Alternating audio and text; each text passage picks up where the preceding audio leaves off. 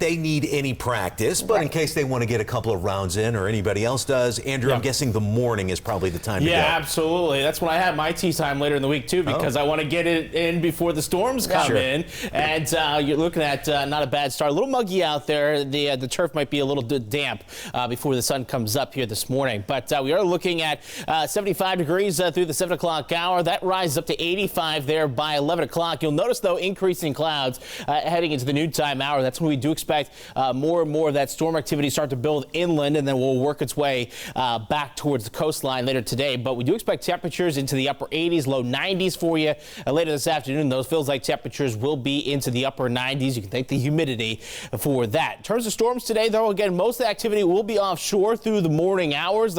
Keep that in mind if you're going to be out in the boat today. But we do expect most of our storm activity to build in from the east and then push back to the west. You'll notice there 2 o'clock starting inland and then working its way back towards I-75 through the 4 o'clock hour, just in time for your evening commute today. So just plan according for that. But it does look like most of the storm activity should start to break up once that sun sets, though I can't rule out a stray shower through the overnight hours. In terms of rainfall today, though, could be on the heavier side under those storms, though. We are having a marginal risk, which means we're watching the chance for maybe 1 or 2 flood advisories out there for you today. And speaking of rainfall, could see, again, isolated amounts upwards of an inch or more under those heavier downpours. Right now, the model's focusing a lot of that heavier rain a little bit further inland. In terms of tonight, though, again, storms ending early. Then we look at clearing skies through the overnight. Temperatures dropping into the mid-70s for you here tonight. But we're going to keep those rain chances elevated the next several days. 70-80% chance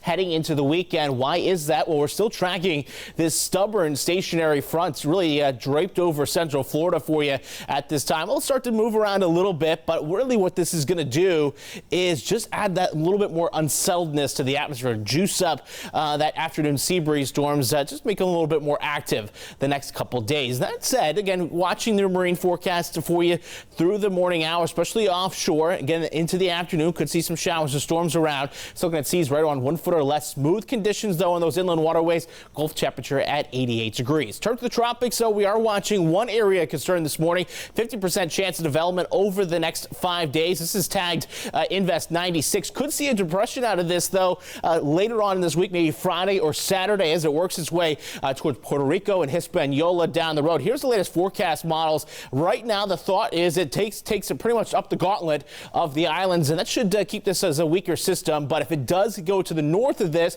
and takes that turn north, we could see a little bit more strengthening out of this. Something to watch. We'll be in the neighborhood here later on this weekend. 7-day forecast, so we are going to be watching, again, increasing storm chances, again, with that stationary front draped across the state. Otherwise, just that daily afternoon dose of storms.